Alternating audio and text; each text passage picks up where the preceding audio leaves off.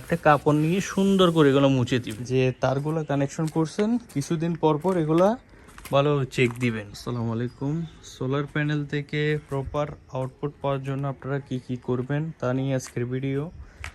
তো প্রথমত আপনারা চেক করবেন যে সোলার প্যানেলের উপর কোনো ধুলোবালি বা কোনো কিছু জমে আছে কিনা, কারণ এতে হচ্ছে সেলে প্রপার রোদ পায় না, বিদায় হচ্ছে আপনার আউটপুট হচ্ছে কমে যায়। তো দ্বিতীয়ত যেটা, এটা হচ্ছে আপনারা অবশ্যই সোলার প্যানেলের যে তারগুলো কানেকশন করছেন কিছুদিন পর পর এগুলা ভালো চেক দিবেন, যে এখানে কোনো ডিলা ডালা কোনো কিছু আছে কিনা, বা মানে তারটার কানেকশনে কোনো সমস্যা হয়েছে কিনা। এর পরবর্তীতে আপনারা চেক করবেন হচ্ছে কন্ট্রোলার, ঠিক আছে? কন্ট্রোলারতে যে তারটা আপনারা সংযোগ করছেন সে তারের মধ্যে সুন্দরভাবে স্ক্রু দিয়ে তারগুলো কন্ট্রোলের সাথে ফিটিং আছে কিনা এবং ব্যাটারি কানেকশন কেমন, এগুলো সব কিছু চেক করবেন।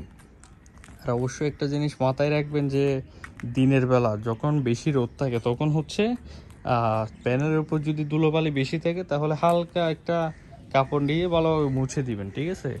দিনের বেলা কিন্তু পানি দিয়ে ধুইতে যাবেন না। পানি দিয়ে ধুইলে বিষয়টা হয় কি, সোলার প্যানেল কিন্তু অত্যন্ত মানে তাপ বেশি থাকে সোলার প্যানেলের প্লেটের উপর। তখন যদি আপনারা পানি ঢালেন তখন এটা স্পার্ক হইতে পারে। আর সোলার প্যানেল মাঝে মাঝে যে ছোট ছোট দাগ হয়ে যায় না, মানে ক্র্যাকের মতো ওইরকম হয়ে যেতে পারে। তো এগুলো থেকে বাঁচার জন্য অবশ্যই এই ট্রিক্সটা ফলো করবেন। তো এখন মেইনলি বিষয় হচ্ছে যে আপনারা বিকালবেলা বা একদম সকালে যখন হচ্ছে সোলার প্যানেল ঠান্ডা থাকে তখন হচ্ছে আপনারা পানি দিয়ে ধুইয়ে দিতে পারেন, কোনো সমস্যা নেই। আর যদি এরকম আমার মতো মানে দিনে বা দুপুরে হচ্ছে আপনারা যদি এগুলো করেন, একটা কাপড় নিয়ে সুন্দর করে এগুলো মুছে দিবেন।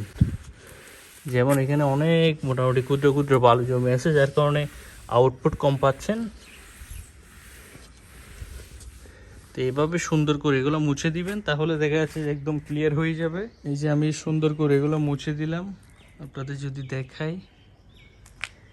তো এটা যেহেতু বায়োফেসিয়াল, আমি এটা দুই পাশেই হালকা পাতলা মোছার ট্রাই করছি। আর হচ্ছে সোলার প্যানেল বসানোর সময় একদম যেখানে রোদ বেশি পড়ে সেই জায়গায় বসাবেন, তাহলে আউটপুটটা আগের তুলনায় অনেক বেশি পাবেন।